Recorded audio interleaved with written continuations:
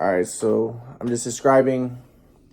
This was in 2014, and like I said, my whole life I was a communist, like a leftist, and I saw myself as more black. I saw myself as Jewish and more black, and I was anti-white. Now, around this time, 2014, that's when I kind of had this shift, and I was thinking like white people tend to have more swag flow, and I felt bad for white people, and I thought there was an agenda, that race mixing agenda. So I'll kind of describe how my beliefs kind of shifted when I went toward the other way. So I became more conservative. I became more right wing oriented.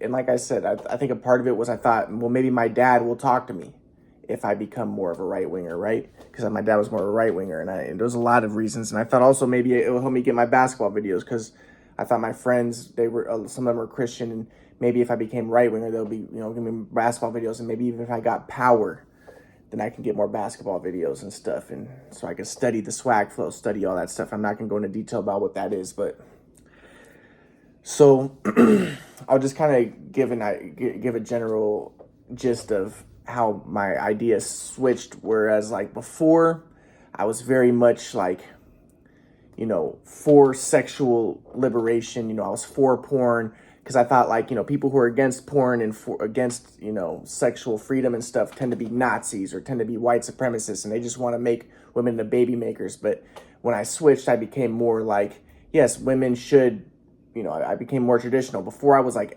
gender's a social construction. There's women who are good, in business, and there's women and there's men who are good in the kitchen, and I tried to justify it by being like, I tried to use the MBTI and Myers-Briggs and stuff and be like, yeah, well, an INTP female will be better at science maybe than ESTJ male, and maybe the ESTJ male would be better in the kitchen. And I tried to make everything social construction and race, because I wanted to think race is a social construction, gender is a social construction, because I wanted race mixing. I wanted to defeat the Aryan race. I wanted to defeat white people. But then when I became more of a right winger, this is like 2014, that was when I like made an abrupt, like total U-turn 180. And I was like, no, I became a race realist and, a gender realist, and be like, no, women, even Freud said, women tend to have hysteria, men don't.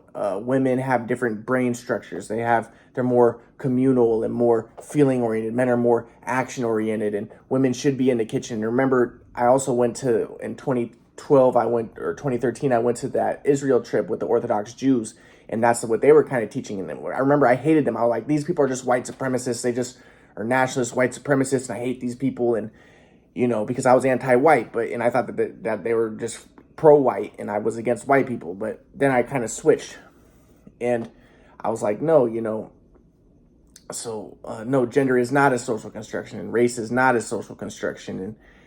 And, that's kind of how, that was kind of the shift that I made. And, and I became very conservative with it. Like, women should not be, I kind of became like a, Orthodox Muslim guy, like women, I thought women shouldn't be driving around so much and using social media. And this is what I was in 2014, because, they use it to cheat on their boyfriends, and women should be more in the kitchen, and they should be marrying at a young age. And so I became like the exact opposite of what I was before. And the way that I kind of interpreted the Bible was, I wanted to, remember before, I wanted to just destroy Christianity. I wanted to just because I thought that Christianity was white supremacist, and it maintained divisions and maintained nations and stuff. And I wanted to destroy white people. I wanted race mixing.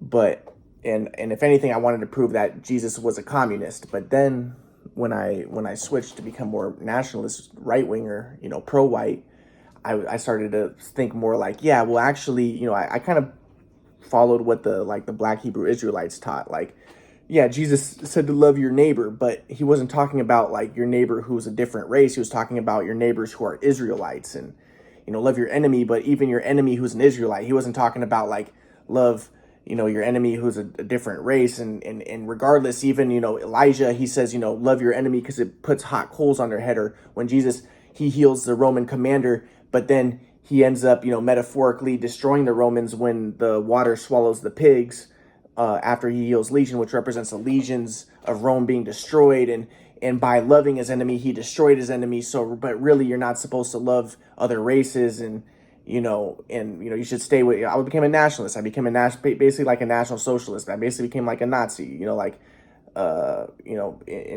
I followed like Maher Khan. Maher Khan was like a Jewish guy who was like, no, Palestinians shouldn't be mixing with Jewish people in Israel and stuff. And I was following him, and I was like, that's at that time I started watching videos by him, and I was like, yeah, this is accurate.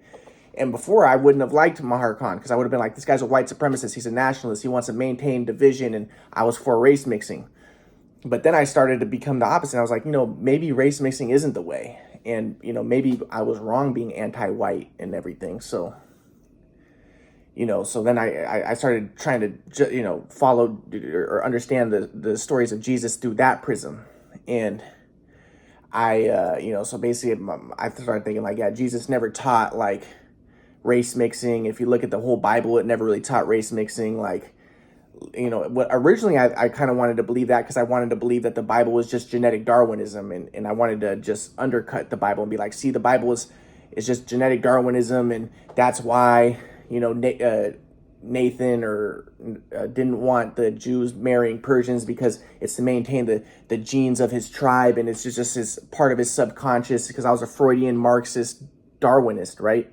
And I wanted to basically say the Bible is just people's Darwinian motivations. There were patriarchal men who wrote this stuff subconsciously, and really it's just gibberish and patriarchal Darwinism, and it should just all be discarded, because I wanted race mixing, and I wanted communism, and I wanted to destroy the white people. But then when I switched and I became a right winger, I wanted to uphold religion, but I wanted to be like, yeah, well, the Bible does teach that race mixing is not that great, when the Israelites are, connected with the Moabites, and it's not that awesome to be doing race mixing, and it's not necessarily virtuous to be doing race mixing and everything. So I became like a Black Hebrew Israelite, like kind of following their types of teaching. And, just like one example of that would be like when I was a leftist, I would have been like, yeah, well, Jesus, he came from a lineage that was from Moabite woman, and also Rahab, who was a Canaanite woman. And see, the Bible's for race mixing. And even when I was a leftist, I would have been like, yeah, but also it's saying that he came from Rahab, the Canaanite woman, because really it was just a metaphor. Rahab was just a metaphor of that the Israelites really came from Canaanite serfs.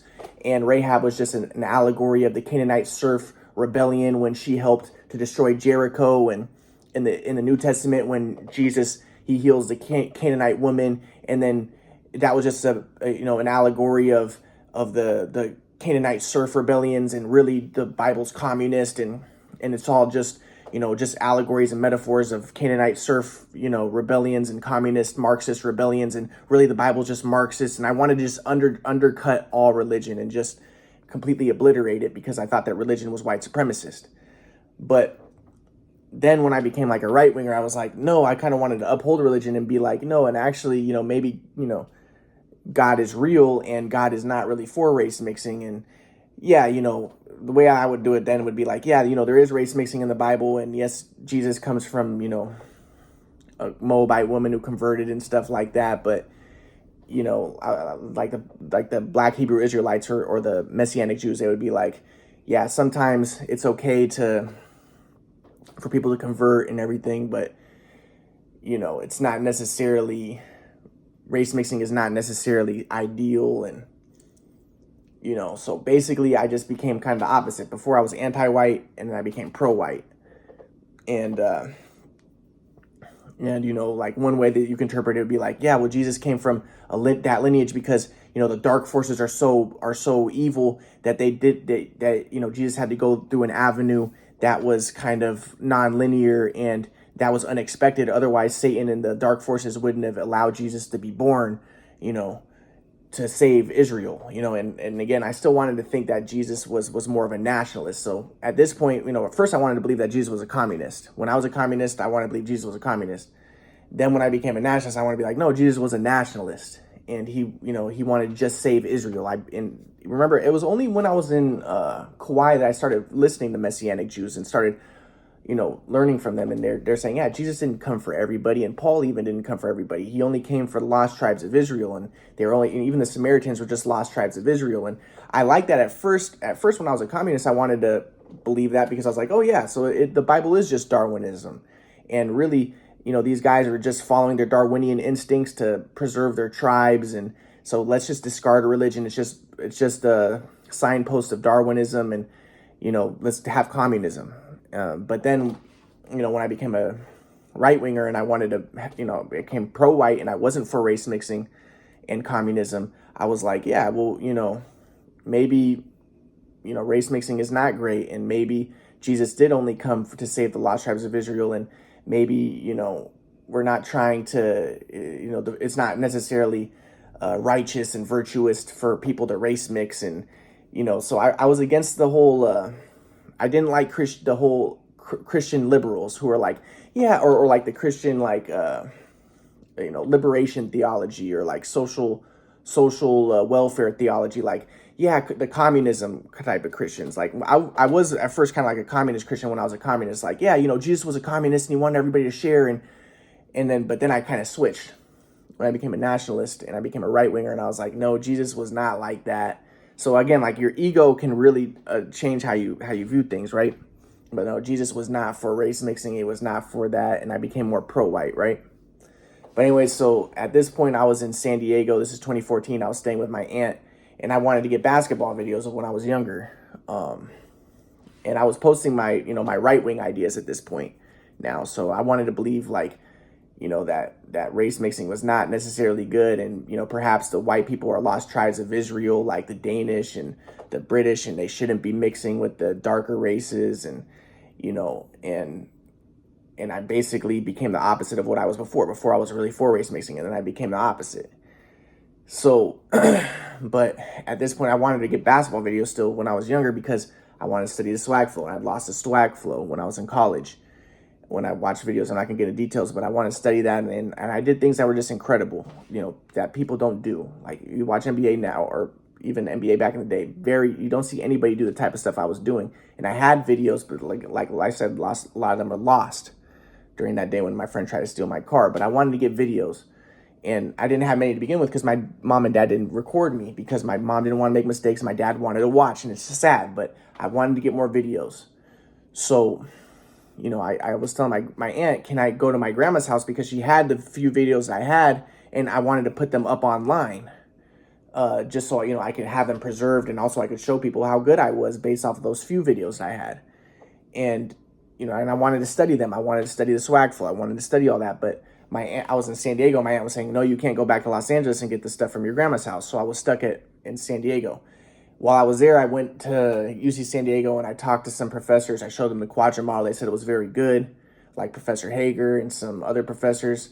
But at the time, like I said, I had become a nationalist. I switched from being a left winger my whole life, and then I became a right winger. So, and I legitimately did become a right winger at that time. And like I said, another thing that was weird was I had all that stuff on INTP Central that was leftist, left winger, communist stuff, and I had been kicked off INTP Central, and all that stuff was stuck there. So I was trying to counterbalance it with all my stuff on Facebook. And like I said, none of this would have happened if my mom and dad would have just talked to me. If people would just talk to me, I wouldn't have been on Kauai. I wouldn't have wrote all that communist leftist stuff. I wouldn't have had to write all the right wing stuff. If they would have just helped me get basketball videos. A big reason why I was doing this was so I try to get power so I can get basketball videos of when I was younger, so that people would have respect for me and give me basketball videos. And like, all this stuff just fell out of control. Everything got chaotic and just everything fell apart. It was chaos.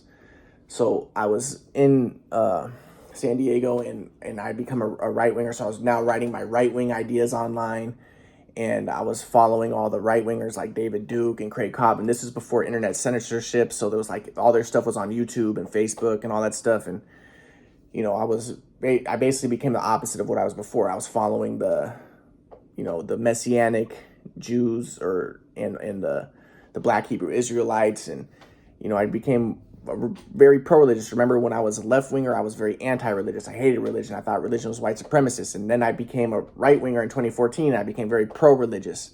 I became like a religious fanatic, And so I made a complete shift, a complete U-turn, like a 180. And then, but I wanted to get basketball videos. So then finally there was a fire that hit San Diego, and my grandparents or my grandmas came to visit. You see it. They came to visit my aunt's house in San Diego. She actually my aunt lived in Escondido, which is kind of like San Diego, right next to San Diego. So I'll just say San Diego. And so I had to go to a hotel. So I was staying with my grandmas, both of my grandmas, my mom's mom and my dad's mom at a hotel. And I was asking my grandma, can I go to your place so I can get the basketball videos at your place? Because I want to bring them to San Diego so I can upload them on the computer. Because I hadn't done that at that point. This is 2014. But they were saying, no, your mom and dad won't let you come back to Los Angeles.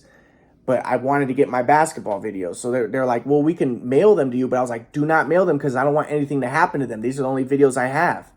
So I was like, I want to go there and get them myself. But they're like, well, we can't let you. Your mom and dad won't let you. So, and then, I was asking them, like, your mom and dad thinks I have schizophrenia. They think I'm mentally ill. Do you guys think I'm mentally ill? They're like, we don't know. Your mom and dad want you to see a psychiatrist and stuff. And I was like, I'm not going to see a psychiatrist.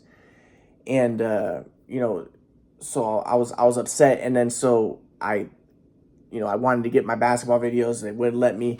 And, my mom and dad thought I had schizophrenia. They wanted me to see a psychiatrist. So I ended up just like grabbing my grandma's dog and taking the dog, to pretend like I was going to throw the dog off of the freeway or something. And I was like, give me a car so I can get my basketball videos, or I'm going to, throw this dog off of the freeway or whatever. And then, so then my aunt came, and my aunt was screaming at me, and she was like, oh, you're threatening a dog. You cannot live with me anymore. And, this is your last straw, and now you're going to be living on the streets. So I was like, I just wanted to get my basketball videos. I want to talk to my mom and dad. And like I said, I was asking, can I talk to a psychologist so I can talk to my mom and dad? But they're like, no, we're not going to. They don't want to talk to you. You need to see they want you to see a psychiatrist. So, they just wouldn't speak to me. Like I said, if my mom and dad would have just spoke to me, would have just talked to me, none of all this crazy stuff would have happened. So then my aunt took me in her car, and then she took me back to her place, and she was yelling at me, and she was like, you're never allowed back in my place again. You threaten to hurt animals. I have dogs. You cannot be back in my place. And then she said, you're such a fucking loser. And then right when she called me a loser, I pulled the keys out of her car, and I got out of the car. And then my aunt started yelling, help, my nephew has schizophrenia. He has schizophrenia. And then some people ran up to try to help her. But I was just like, hey, my aunt, she just called me a loser, and she's acting crazy. And they could tell my aunt was crazy. I'm not going to get into details, but people know my aunt's crazy. She has she's insane. Like, so my aunt's like just going ballistic, and I'm just being completely calm. And the people are like, well, seems like there's something wrong with you, not with this guy. So then my aunt comes to me, and she bites my hand with the keys, and then she made my hand bleed. So then I threw the keys into the bushes. And then my aunt was like, yeah, she called the police. Then the police came, and the police said, okay, we can either take him to jail, or we can take him to a psych ward, because my aunt was saying, yeah, he has schizophrenia, and he's been diagnosed and stuff. I'd never been diagnosed with schizophrenia, but she was like, he has schizophrenia. So they're like, okay, we'll take him to a psych ward. So they took me to a psych ward. And this is the first time I'd ever been to a psych ward. So I'll get more into details about what happened later, but they took me to the psych ward, and this is the first time I'd never been diagnosed with anything before. But, my aunt was like, I've been trying to get him to a psych ward, and, they won't, it's impossible to, it's so hard. And so they're like, okay, we'll just take him to a psych ward. So I'll get more to that, what happened next.